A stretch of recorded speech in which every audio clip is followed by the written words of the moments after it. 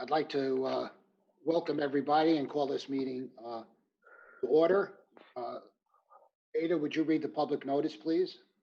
Yes, good morning, everyone. Thank you, Mr. President. Adequate public notice has been given pursuant to the Open Publics Meeting Act. Notice have been posted at the board's website and have been delivered to the Department of State and to newspapers of broad circulation within the state. Thank you. Roll call, please. Commissioner Holden, Here. Commissioner Solomon, Here. Commissioner Shivakula, Here. Commissioner Gordon, Here. President Fiorelliso. Here.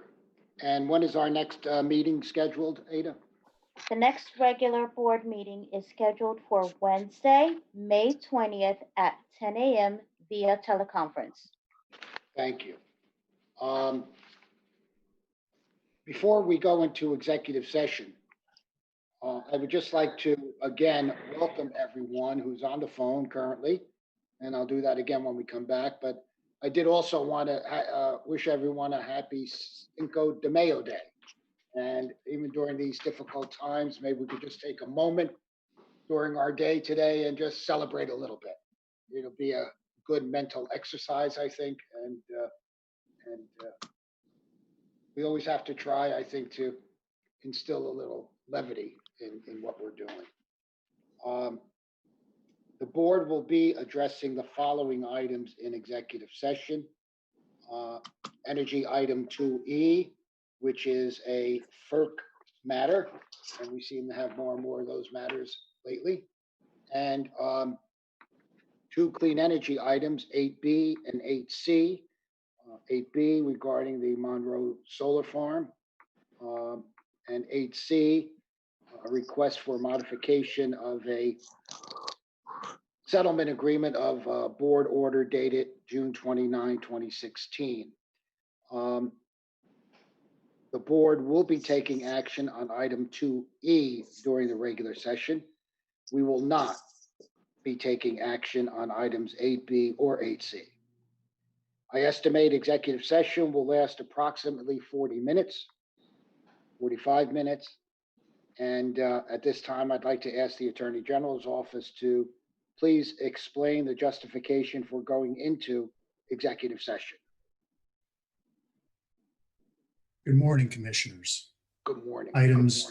Good morning. Items 2E, 8B, and C all fall within the statutory section to the Open Public Meetings Act, enumerated at New Jersey Statute 10:4-12B7 as matters that implicate pending litigation, as well as attorney-client privilege. Thank you.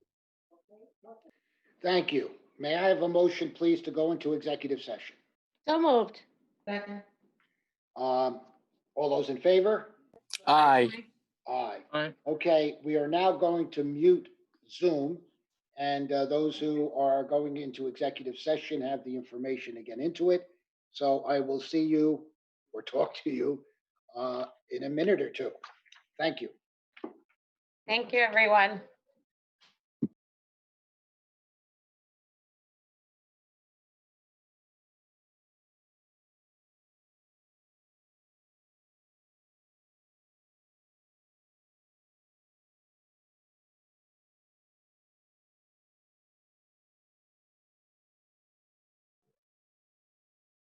I want to thank everyone for their patience while we were in executive session. I also want to wish everybody a happy Cinco de Mayo Day. In these unusual times that we're in, it's nice to have something where even for a moment we can celebrate. So I hope you all have that opportunity, even for a moment today, to celebrate. I want to welcome everyone who's listening to us and joining this meeting. And I hope everyone is staying safe and following the rules that have been laid out. The number of cases in New Jersey is at 128,000 plus. The number of deaths of our fellow citizens is over 8,000. And it is really quite an extraordinary situation that we're currently in. And I want to thank the governor for his leadership in trying to minimize the infectious rate of this deadly disease. And it's comforting to note that we do have a leader who understands the health aspects of it, and the scientific aspects of it. And as I said to somebody earlier this morning, every day that passes, it's one less day we have to worry about, and gets us closer to returning to some sense of normal. Also this week is Public Service Recognition Week. I want to thank staff. I want to thank my colleagues for the dedicated service that at the BPU, what we're providing at the BPU. It is a dedication, and I believe public service is a calling to try to help improve our fellow citizens' lives. And in some respects, I know we have a free country, but sometimes citizens need protection from monopolies and so on. And that was the reason the BPU was initially started back in the early 1900s, because there were monopolies. And again, I want to thank our utilities for cooperating with the ratepayers in trying to ease the pain in these difficult financial times. I want to thank utility workers all across the board: electric, gas, water, telecommunication, who every day go out on the front line and try to provide services for the 9 million plus people who live here. I would also like to announce some personnel changes that have occurred at the BPU effective yesterday, May 4th. Tom Walker has moved out of the Office of State Energy office and has moved over to Reliability and Security as Deputy Director to Jim Giuliano. Taking Tom's place in the Office of State Energy is Sarah Bloom.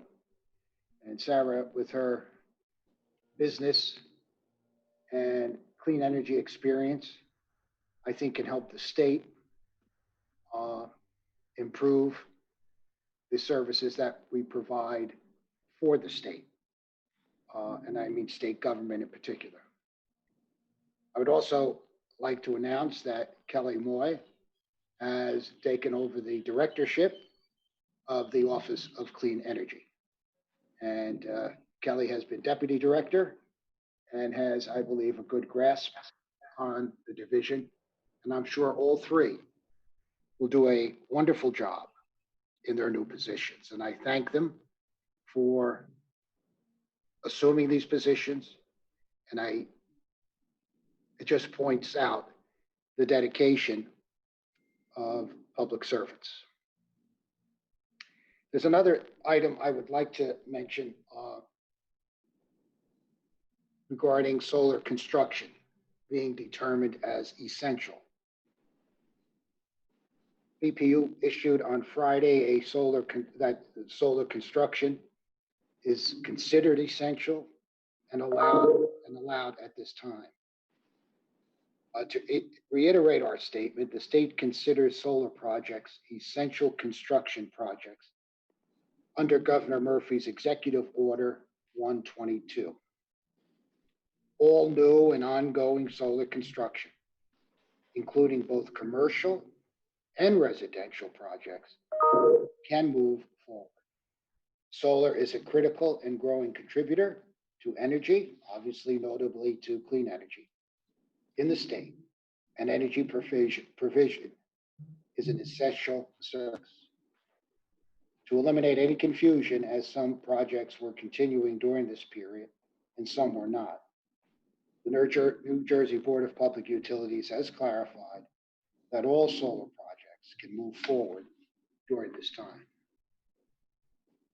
I also want to make everyone aware that our live stream will now include slides displaying individual items that are being discussed during the meetings. Public access and transparency are a cornerstone to us here at the BPU. So we believe that by taking this step, we will be making board meetings easier to follow on the live stream. And that will continue even after we are relieved of doing these by Zoom and hopefully in person very soon. The link for live stream can be found on the BPU website, and I encourage everyone to use that and to make the meetings more meaningful as you follow along. Do any other commissioners wish to make any opening remarks? Mr. President, Yes, sir. this is Commissioner Chivukula. What I want to say that this month is also dedicated to senior citizens, I heard. So I just want to wish all the senior citizens to a successful month of May. Stay safe. I have a question. I know there is a, solar is allowed as an emergency construction work. What about the PSCNG has a program called Worry Free, and if your appliances are broken, they can come and fix your appliances. And I got a call saying that the PSCNG told them that they cannot come because of the BPU order. Even if the appliance is broken? Yes. We may want to clarify that because suppose, I mean, if I have it's not me, but if I have my dishwasher is broken or my heater is broken, that is essential for me. You don't wash dishes? I think it depends on the appliance, but I'm not 100% sure of that. We may want to clarify that, yeah, just to like a heater, that would be something. Commissioners, this is Paul. My understanding is that they have issued a series of, I guess, how they're handling those things, and they include communicating with the people and providing them with certain equipment and methods of doing it themselves before they would go into a house. I think they're also reimbursing if someone gets a plumber or somebody to go in. I know they have programs. I don't have the specifics in front of me, but I can certainly provide them to the commissioners, what they have and how they're comporting with the directives of the governor. Okay. Okay. We've got clarification. Thank you. Any other comments, commissioners? Commissioner, I'd like to just point out to our fellow commissioners, in the Science Times section of the New York Times today, it's a very interesting piece. It's called, "Is It Safe to Come Out? Check in the Sewer." And this piece goes into how wastewater can provide early localized data about the rise or fall of coronavirus levels. They've been doing a lot of this sort of grab samples in Amsterdam and Utrecht. It's something that they're going to try in California, and it might be something that can predict a rise in neighborhoods and to be able to sort of head this corona off at the pass. So I point you to read that one. That's a very good. Interesting point. Interesting point. Thank you. Thank you. Any other comments? Okay, Madam Secretary, the consent agenda, please. Thank you, Mr. President. On the following consent agenda items, 1A, 2A, 4A, 5A, 5B, 5C, and 9A. So moved. Second. Roll call? Commissioner Holden, Yes. Commissioner Solomon, Yes. Commissioner Chivukula, Yes. Commissioner Gordon, Yes. President Fiordaliso.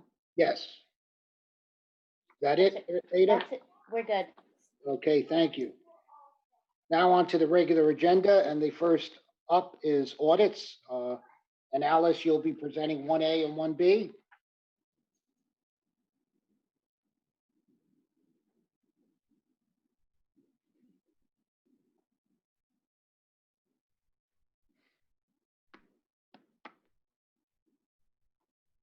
Alice, are you unmuted?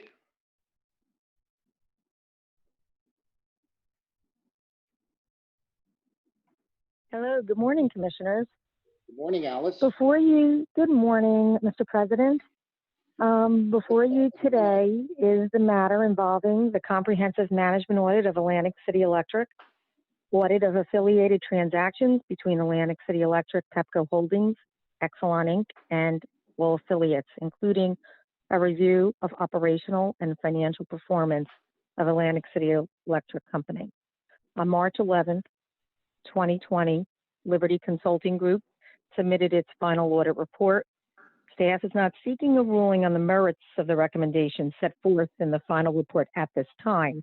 Staff is, however, asking that you accept the final audit report for filing purposes only and release the public version of the final report for comments to be due June 5th of 2020. Staff believes that Liberty Consulting Group, Inc. satisfactorily completed the audit report and consistent with the terms of the agreement between the board and Liberty Consulting Group, Inc. Staff further recommends that the holdback of fees in the amount of $250,813.60 pending acceptance of the audit report for filing purposes only be released to Liberty Consulting Group. So moved. Second. Questions, comments? Yeah, Alice, a quick question. How many pages is the public version of the report? Well, I know the confidential version is 705 Right. pages, so it's a little less than that. I don't. Okay, no I'd problem. have I just to, want to make sure. pull that up, but it's it's a very comprehensive report. It's 705 pages, Right. and there are approximately 80 recommendations. Okay, so I And want to make sure that. 21. There are 21 chapters. Okay, make it user friendly. That's all. It's Bob Yes, that's what Gordon. I'm working on. It's Bob Gordon. Yes, Commissioner. I started just skimming through the material that was included in our materials. I would encourage all the commissioners to look carefully at that audit report, and that's all I'll say at this point. Yes, I know I started reading it too. Thank you. Start always with an audit report, start at the back and read the footnotes. That's the most important part. Any other comments? All right, we have a motion and we have a second. Roll call. On the motion to approve staff's recommendation, Commissioner Holden, Yes. Commissioner Solomon, Yes. Commissioner Chivukula, Yes. Commissioner Gordon, Yes. President Fiordaliso. Yes. All right, Alice, that brings us to 1B and Eisenbach Consulting. Before you this morning is agenda item 1B involving a registrant who failed to comply with certain provisions of NJSA 48:3-78 except and the New Jersey Administrative Code NJAC 14:4-1.1 except. Eisenbach Consulting Group LLC continued to operate as a registrant after their registration expired due to not filing a renewal application prior to their registration expiration date. In order to resolve the matter of the violation, Eisenbach Consulting LLC filed an offer of settlement of $2,000 with the board for approval. In addition, Eisenbach Consulting filed an initial application to be an energy agent, energy consultant, and a private aggregator for approval. This agenda item before you involves two separate matters on which you will vote. First, staff believes that the offer of settlement is reasonable based upon the alleged violations for the company and recommends that the board accept the offers of settlement pro-offered by Eisenbach Consulting LLC, subject to the conditions set forth in the respective settlement offers and draft orders. Given that there are no investigations pending with regard to Eisenbach Consulting LLC service being provided in New Jersey, staff recommends that the board approve the initial registration applications for Eisenbach Consulting LLC to be an energy agent, energy consultant, and private aggregator. All right, I'll take a motion on the settlement. I move the offer of settlement be accepted. Second? Questions, comments? Roll call. On the motion to approve staff's recommendation to accept Eisenbach Consulting's offer of settlement, Commissioner Holden, Yes. Commissioner Solomon, Yes. Commissioner Chivukula, Yes. Commissioner Gordon, Yes. President Fiordaliso. Yes, and on the registration, I will move the initial registration of Eisenbach. Second? questions, comments? Roll call. On the motion to approve staff's recommendation to accept Eisenbach Consulting's initial registration, Commissioner Holden, Yes. Commissioner Solomon, Yes. Commissioner Chivukula, Yes. Commissioner Gordon, Yes. President Fiordaliso. Yes. Thank you, Alice. Thank you so much. Have a wonderful day. You too. That brings us to energy. And Stacy. Good morning. Good morning. How are you? Good. How are you, Mr. President? Fine, thank you. And 2A involves a Jersey Central Power and Light item. Correct. Agenda item 2A relates to an October 4th, 2019 petition filed by JCPL seeking review and approval of the costs and expenditures incurred related to the environmental remediation of its former manufactured gas plant site for calendar year 2018. Petition proposed no change be made to the rider rack tariff rate beyond the increase approved in the 2017 rider rack filing approved by the board on October 5th, 2019. When the total recoverable MGP remediation expenses for 2018 are combined with the over-recovered balance and the remaining amortization for prior rack expenditures, JCPL's rider rack charge would recover an additional $4.3 million in revenues annually. However, as previously noted, the company requested that no change be made to the tariff rate beyond the increase approved for the 2017 filing. The parties have executed a stipulation intended to resolve all issues. As a result of the stipulation, customers will see no changes to their monthly bills. Staff recommends the board issue an order adopting the stipulation and directing JCPL to file revised tariffs by June 1st. So moved. Second? Questions, comments? Roll call. On the motion to approve staff's recommendation, Commissioner Holden, Yes. Commissioner Solomon, Yes. Commissioner Chivukula, Yes. Commissioner Gordon, Yes. President Fiordaliso. Yes. 2B involving Rockland Electric and their Reggie surcharge. On February 1st of 2019, Rockland Electric filed a petition seeking approval to recover program costs and revenue requirements related to several components of its Reggie surcharge for calendar year 2018. While the petition was pending, the board authorized an adjustment to RECO's Reggie surcharge related to its 2017 filing. Through the course of the proceeding, the company updated its actual expenses and revenues through December of 2019, resulting in a proposed decrease of the current Reggie surcharge. On January 31st of 2020, prior to the resolution of this filing, Rockland filed the 2019 Reggie surcharge filing, requesting an overall increase in the Reggie surcharge. The parties have engaged in discovery and discussions related to issues in the 2018 Reggie surcharge filing. As a result of those discussions, the parties executed a stipulation resolving all issues and recommending the maintenance of the current composite Reggie surcharge rate. As a result of the stipulation, a typical residential customer will experience no change in their monthly bill. Staff recommends the board approve the stipulation and direct Rockland to file revised tariffs by June 1st. So moved. Second. Questions, comments? Roll call? On the motion to approve staff's recommendation, Commissioner Holden, Yes. Commissioner Solomon, Yes. Commissioner Chivukula, Yes. Commissioner Gordon, Yes. President Fiordaliso. Yes. Brings us down to 2C, Stace, regarding Tax Cuts and Job Act of 2017. Correct. By order dated January 1st of 2018, the board directed all affected utilities to file petitions proposing new rates reflecting the impacts from the Federal Tax Cuts and Jobs Act.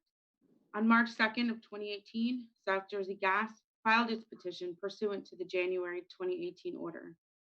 Through a series of orders, the board authorized an interim reduction in South Jersey Gas rates that was finalized in September 2018.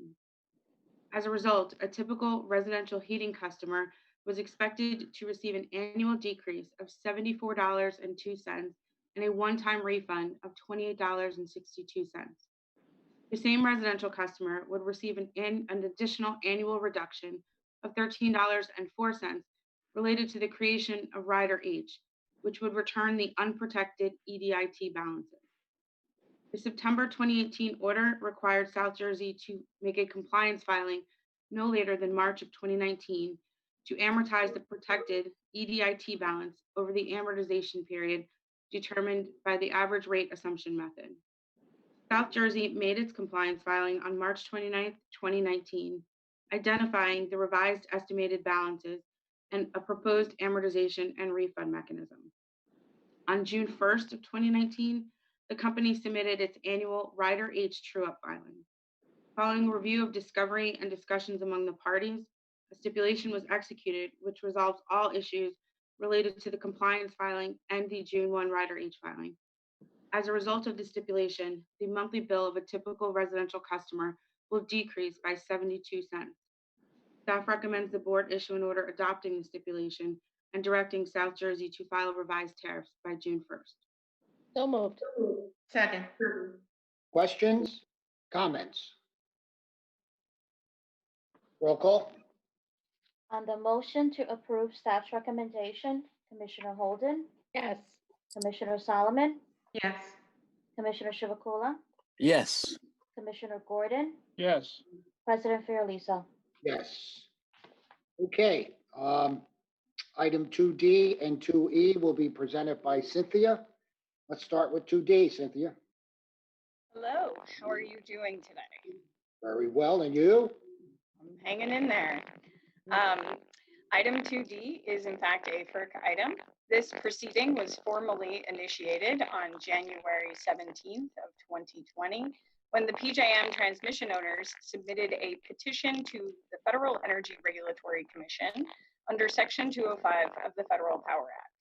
The transmission owners' petition would revise provisions of the PJM Open Access Transmission Tariff to add attachment M4 to that tariff. This new attachment M4 defines the planning procedures for certain supplemental transmission projects designed to, quote, decriticalize what are called CIP 14 critical facilities. This attachment M4 process would allow transmission owners to plan these facilities with limited public participation and less transparency as compared to other supplemental projects planned according to the current attachment M3 planning protocols. The board is a party to this proceeding and protested the transmission owners' petition. The Organization of PJM States Incorporated, OPSI, also unanimously protested this filing as unjust and unreasonable. Nevertheless, on March 17th of 2020, the Federal Energy Regulatory Commission accepted attachment M4, Consistent with the board's prior protests in this proceeding, staff on behalf of the board filed a timely request for rehearing with a large coalition of other parties, including the Division of Rate Counsel, on April 16th of 2020. Staff is recommending at this time that the board ratify the request for rehearing. So moved. Second.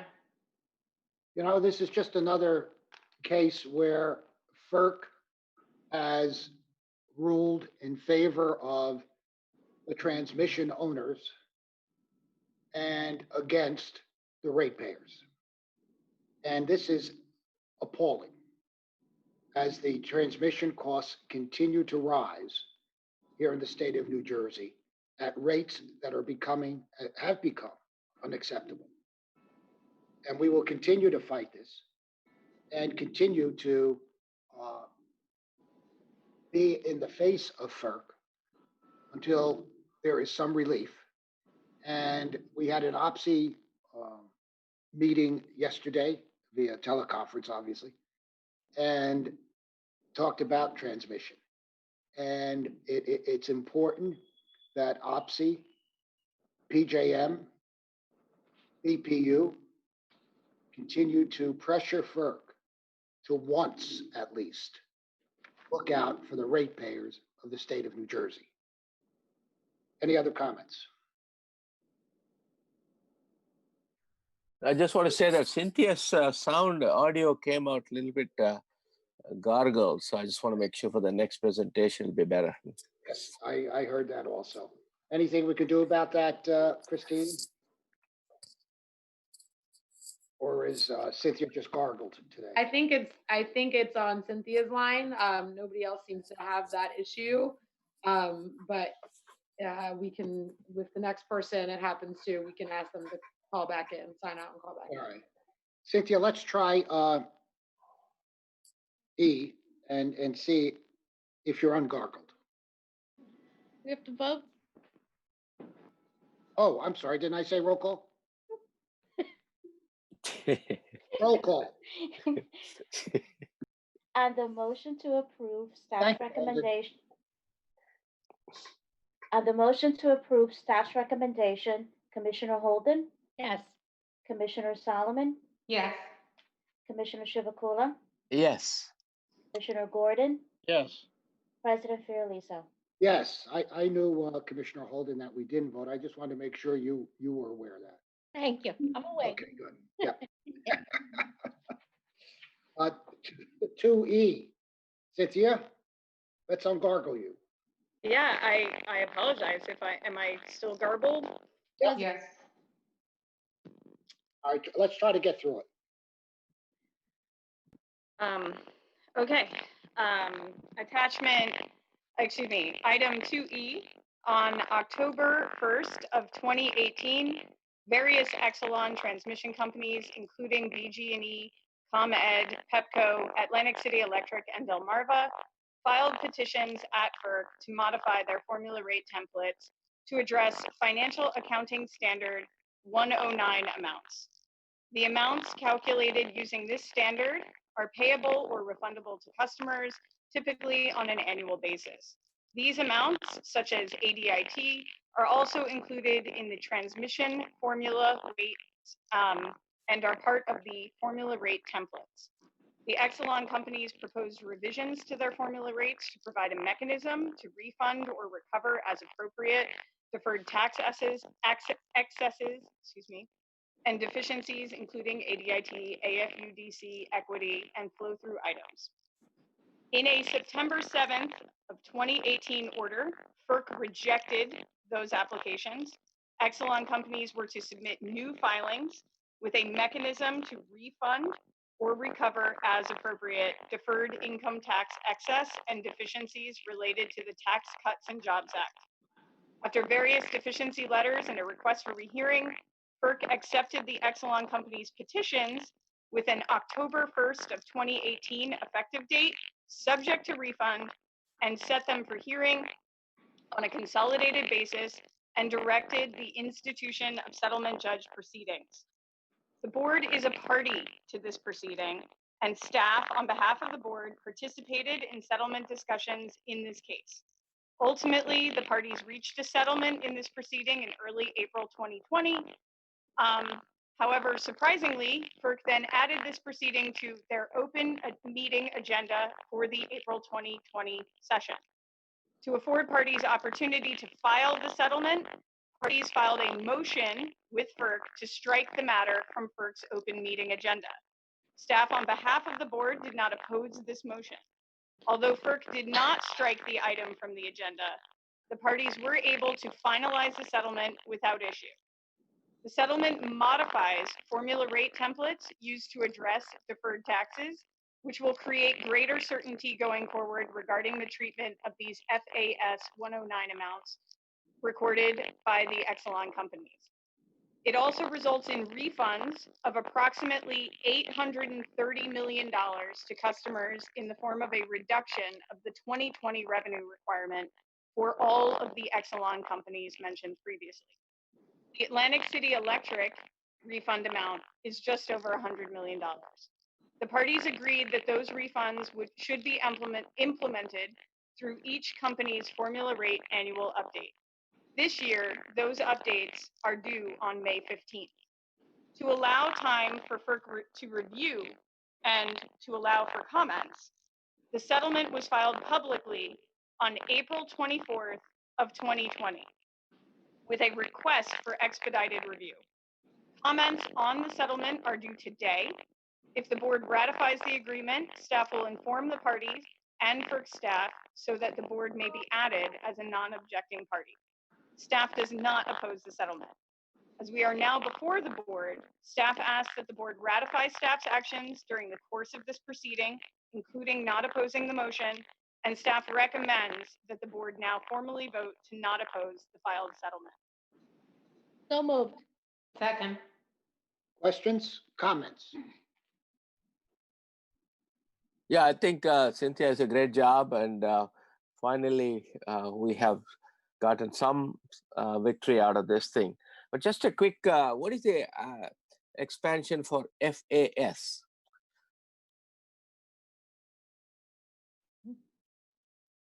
I'm sorry, are you asking what that's the acronym Yeah, for? FAS 109. I mean, what does It's FAS the stand for? Financial Accounting Standard. The Okay. FAS stands for Financial Accounting Standard 109. thank you. It's how they keep certain books and how it's reflected Yeah. in their formula rate. Thank you, thank you. Any other questions? Roll call? On the motion to approve staff's recommendation, Commissioner Holden, Yes. Commissioner Solomon, Yes. Commissioner Chivukula, Yes, Commissioner Gordon, Yes. President Fiordaliso. Yes. Thank you, Cynthia. Thank you, Stacy. That brings us to cable television and Lawanda regarding Verizon and their statewide franchise. That's correct. Good morning, Commissioners. Morning. This matter involves the renewal of the system-wide cable franchise for Verizon New Jersey. As you may be aware, in August 2006, amendments to the New Jersey State Cable Act were enacted, which were intended to accelerate cable competition and consumer choice. This legislation provided cable operators a choice between acquiring traditional franchises town by town, as had been the practice in New Jersey since the 1970s, or applying directly to the board for a system-wide franchise. Verizon was the first operator to seek a system-wide franchise from the board, and its initial application was approved in December of 2006 for a 7-year term, granting Verizon authority to provide cable TV service in 216 towns. The franchise was renewed for an additional 7 years upon its expiration, with Verizon's authority expanding to 379 towns. The current franchise is due to expire in December 2020, and Verizon is now seeking renewal of its term once again to continue its authority to provide service in 392 towns.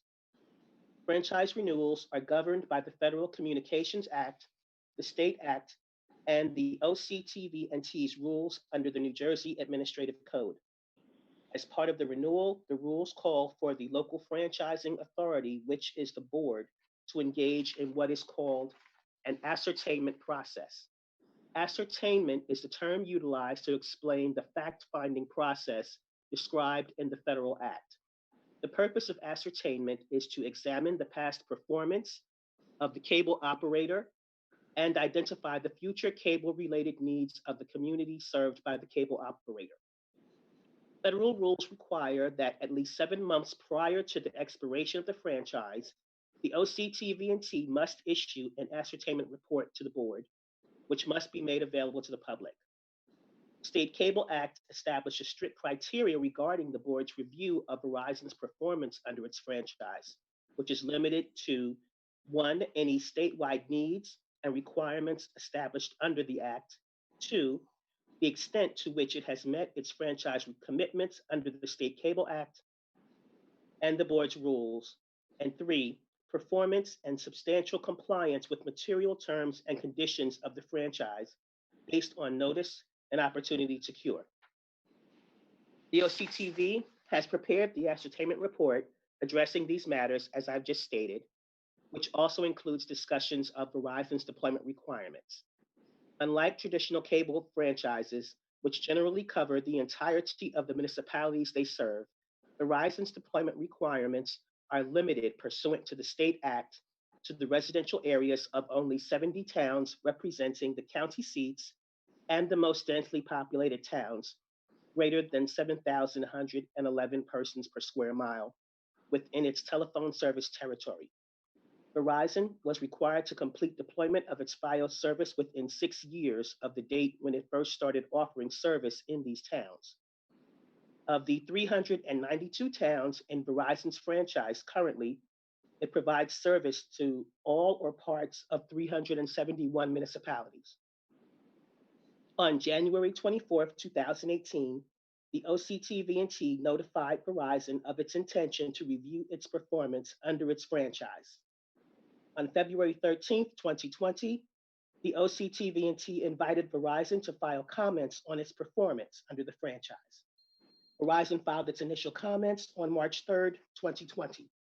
In its comments, Verizon contends that it has widely deployed its cable television service in New Jersey to fulfill its statutory obligations, and that current and future cable-related needs are substantially fulfilled by the State Act's statutory obligations, including higher franchise fees, PEG programming, equipment and training, and free municipal connections.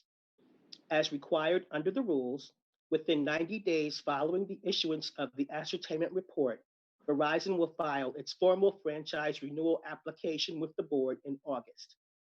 2 public hearings will be held in October to provide opportunity for public comments on Verizon's application, which will be considered for board review prior to its expiration in December 2020. Staff therefore requests board approval for the release of the ascertainment report in compliance with the renewal process for Verizon's system-wide franchise. So moved. Second. Questions, comments? Roll call. On the motion to approve staff's recommendation, Commissioner Holden, Yes. Commissioner Solomon, Yes. Commissioner Chivukula, Yes. Commissioner Gordon, Yes. President Fiordaliso. Yes. Thank you, Luanda. Thank you, commissioners. There are no items under telecommunications. That brings us to water. Mike, Good morning, Commissioners. good morning. Morning. On March 20th, 2020, the Township of ParsippanyTroy Hills filed a petition pursuant to NJSA 40:14B-20 (6) close parentheses, seeking board approval of a resolution that the Southeast Morris County Municipal Utilities Authority provide water service at retail rates to portions of Parsippany-Troy Hills Township. The board normally doesn't have jurisdiction over transactions involving municipal utilities authorities. However, because under the resolution, Southeast Morris County MUA will be serving the Parsippany-Troy Hills MUA service territory, the statute requires board approval. Water service in the majority of Parsippany-Troy Hills Township is provided by the Parsippany-Troy Hills MUA. And the Southeast Morris County Municipal Utilities Authority is adjacent to Parsippany-Troy Hills MUA's service territory. And Southeast Morris County MUA currently provides service under contract rates to the Morris County Police and Fire Academy and to the Greystone Park Hospital, both of which are in Parsippany. And there's going to be a new, several new office developments in that area. And there are no water facilities of the Parsippany-Troy Hills MUA's service in that portion of the township, and it will be very expensive to provide for Parsippany-Troy Hills to extend water service.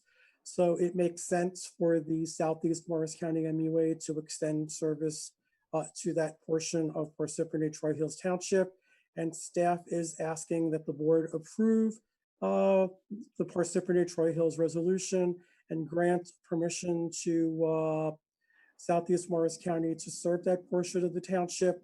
Rate Council filed comments stating they do not oppose the resolution, and there will be no rate impact on customers of the Parsippany-Troy Hills MUA, and customers of the Parsippany-Troy Hills MUA that are served by Southeast Morris County will pay rates at retail, so there'll be no rate impact on those customers as well. Staff recommends that the board approve the resolution. So moved. Second. Questions, comments? I just want to say that if you're familiar with the terrain of this area of Parsippany, this makes so much better sense to work with Southeast Morris County.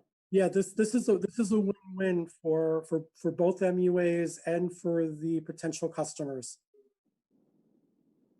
Any other comments, questions? Mike, who provides the sewage service for the police, and is that connect MUA? They both have their own sewage treatment plants.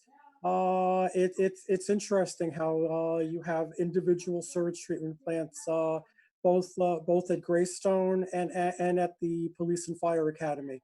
Okay, thank you. Any other questions? Roll call. On the motion to approve staff's recommendation, Commissioner Holden, Yes. Commissioner Solomon, Yes. Commissioner Chivukula, Yes. Commissioner Gordon, Yes. President Fiorelisa. Yes. Thank you, Michael. Thank you, commissioners. There are no items under reliability and security. That brings us down to customer assistance, where we have a billing dispute. Julie? Good morning, Commissioners. Good morning. Yes, this involves a billing dispute. The petition was filed on December 5th, 2018. The dispute is between Michelle Fontanez and Middlesex Water Company, which was transferred to the OAL in February and assigned to ALJ Susan Oligiati. Ms. Fontanez alleged that Middlesex incorrectly billed her account for $3,220 and that cross meters existed at her premises. She further stated that her service was shut off in error.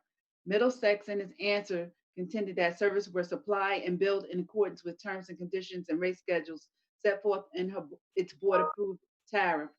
On November 7, 2015, in response to the allegations of Ms. Fontanez, Middlesex conducted a site inspection to check for cross meters and the presence of leaks.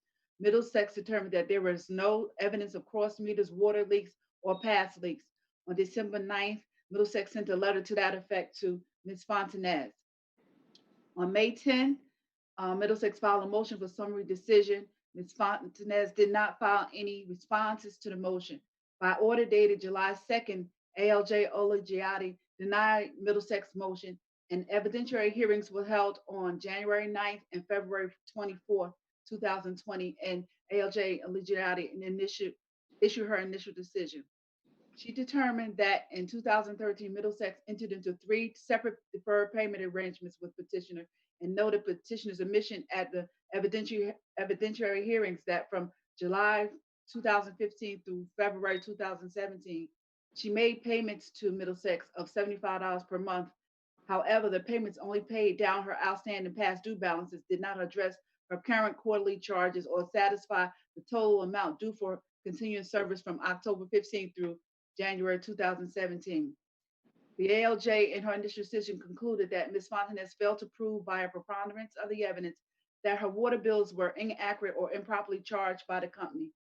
ALJ Olgiati further concluded that Middlesex's action in discontinuing Ms. Fontanez's water service due to failure to comply with the terms of her payment arrangement was proper. Accordingly, Ms. Fontanez remains responsible for the outstanding charges, and therefore ALJ ruled that the petition be dismissed. Staff has completed its review and recommends that the board adopt the initial decision. So moved. Second. Any questions or comments? Roll call. On the motion to approve staff's recommendation, Commissioner Holden, Yes. Commissioner Solomon, Yes. Commissioner Chivukula, Yes. Commissioner Gordon, Yes. President Fiordaliso. Yes. Thank you, Julie. You're welcome. Have a good one. You too. And that brings us to clean energy. And Ron, you're going to do 8A. Yes. Okay. Okay. Good morning, commissioners. Morning. Ron. Okay. This is in the matter of a petition for a second extension and reactivation of recently expired 15-year SREC program applications, as well as a waiver of the requirement to reapply to the SRP set forth in NJAC 14:8-2, 8-2.4I. And it involves 7 Old Bridge Township Board of Education school projects. And I'll be making one presentation, but each of these 7 items will require a separate vote by the board. So on January 31st, 2020, GeoPeak Energy, or GeoPeak, or the petitioner, submitted 7 petitions requesting second extensions of 3 months to the project construction completion deadline for its solar renewable energy certificate, or SRP or SREC registration program, SRP registrations. These registrations are for roof-mounted solar systems on Old Bridge Township Board of Education school buildings that will be net metered and are located at the following sites: Leroy Cooper Elementary School, which is a 42.56 kilowatt system that received a PTO on January 22nd, 2020. The Old Bridge High School, which is a 1,270.08 kilowatt system that received its PTO on January 22nd also. Carl Sandburg Elementary School, which is a 816.48 kilowatt system that received a PTO on March 4th, 2020. Grade 9 Center, which is a 505.44 kilowatt system that received a PTO on January 22nd, 2020. Raymond E. Voorhees Elementary School, 151.2 kilowatt system that received a PTO on February 2nd, 2020. Memorial Elementary School, which is 168.48 kilowatt system that received a PTO on January 22nd, 2020. And finally, the Jonas Middle School, a 673.92 kilowatt system that received its PTO on January 8, 2020. While each of these 7 solar electric generation facilities located at Old Bridge Township schools have received their permission to operate, PTOs, from JCPL. The PTOs were received after the first extension expired on November 17, 2019. The petitioner did not seek or receive a second extension from the board prior to those expirations. Petitioner now claims that it would have petitioned the board, but for the fact that it was unaware that it could do so. Staff recommends that the board find that the petitioners claim that they were unaware they could file a petition with the board during the time they could have done so prior to the expiration of the first extensions and not sufficient to justify granting second extensions. Staff also recommends that the board deny the request to reactivate the original registrations. And finally, staff also recommends that the board advise the registrant to submit new registrations that they may be eligible for the Transition Incentive Program that opened on May 1st, 2020. Okay, I'll do the first, I will move the denial of GeoPeak Energy's request for a reactivation and second extension of its SRP registration for its project at the Leroy Cooper Elementary School. Thank you, Commissioner. Second. Any questions? Yes, Bob Gordon here. You know, in the briefing materials, there was a comment that the applicant wasn't aware that they could reapply because there was no mention in the instructions. And I was just wondering whether we share some culpability here in neglecting to provide as much information as we could have. You know, and I would be interested in staff's reaction to that. And in any case, I'm wondering whether we should revise the instructions so that we don't have a situation like this arise again. Maybe I'm being a little naive here, but I just posed the question. Okay, on the application, it does mention how to, you know, if you need an extension, the process to do it, but also on the website, the Clean Energy website, there's a post section in there on, you know, if they have a issue and they don't know and they can't finish a project even after a first extension, it does have in there that there's a way to submit a petition. So the information is there. Maybe they just missed it, but it is on the website, the Clean Energy website. Well, you know, I'm wondering whether we just need to make this, forgive the term, idiot proof, and just really be very explicit about what applicants need to do in case a problem arises, at least as we go forward with this. Good. Commissioner, this is Commissioner Chibukula.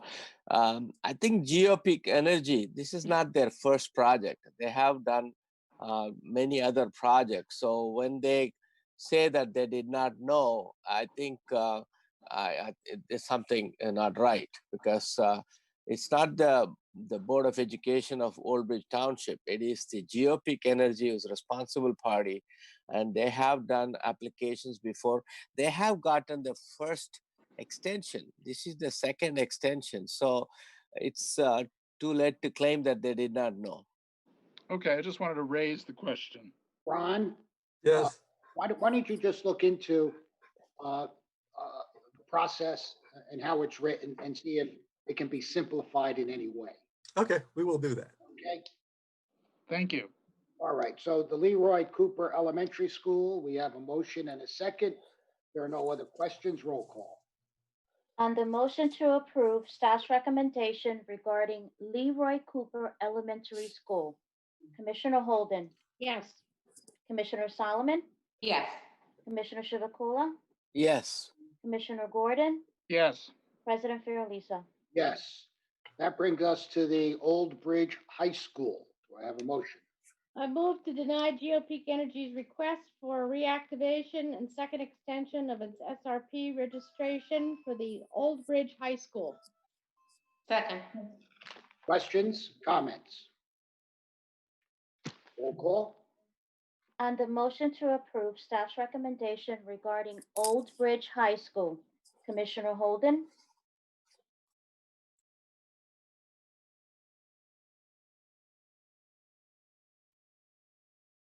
on the motion to approve staff's recommendation regarding Old Bridge High School, Commissioner Holden,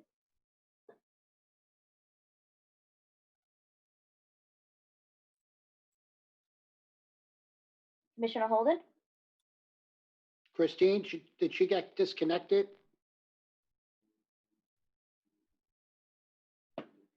Or is she on mute? No, she's not on mute. She's not on mute disconnected. and she is connected. Ada, why don't you continue with the other one so we can come back to her? Ada, why don't you continue with the other one so we can come back to it? Sounds like an echo. There is. Commissioner Holden?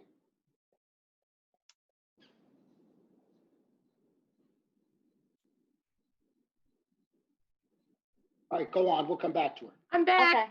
Okay, okay. Back. So- Sorry, Uh, somehow I dropped the meeting. Okay, I'm gonna read it over again.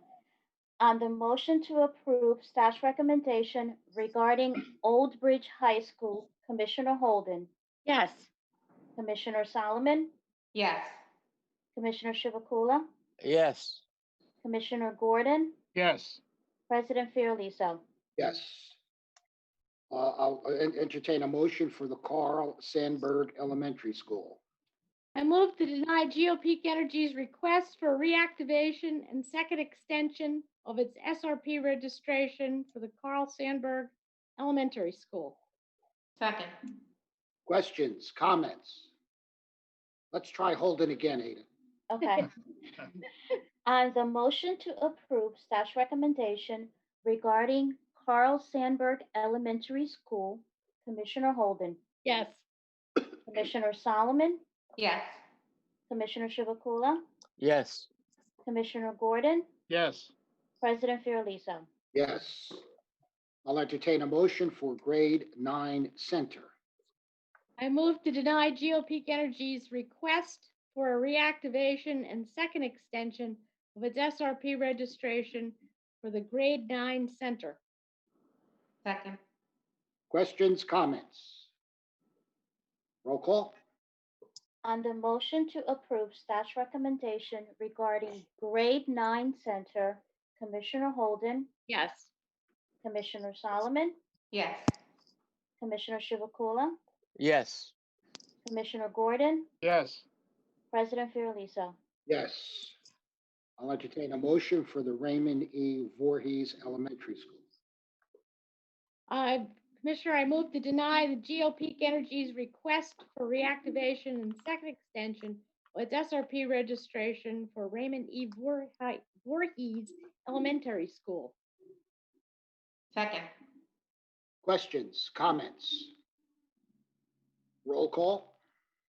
On the motion to approve staff's recommendation regarding Raymond E. Voorhees Elementary School, Commissioner Holden, Yes.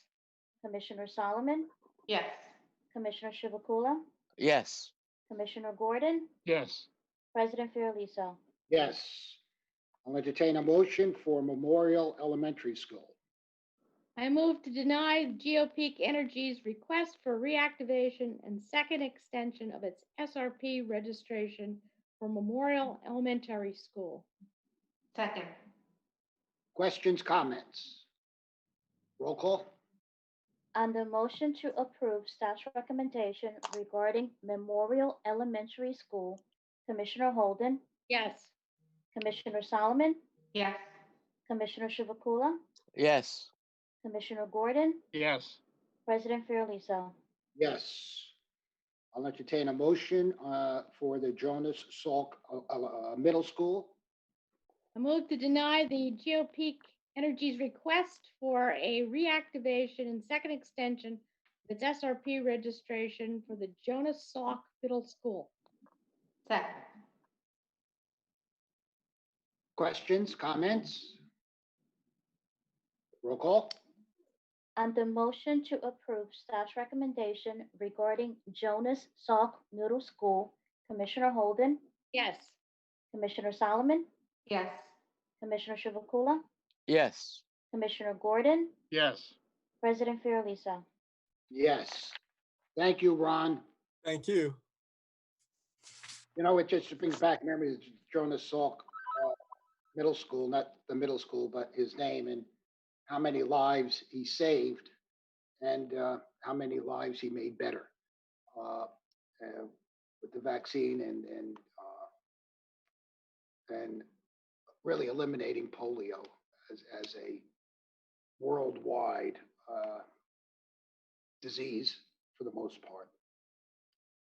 Okay, that brings us to B and C, which were discussed in executive session. And Michael Beck, you'll be presenting these as a matter of information. Is that correct?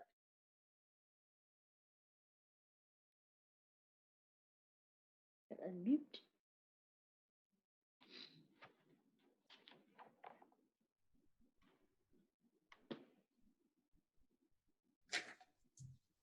Yes, Mr. President, these litigation updates require no formal action of the board at this time.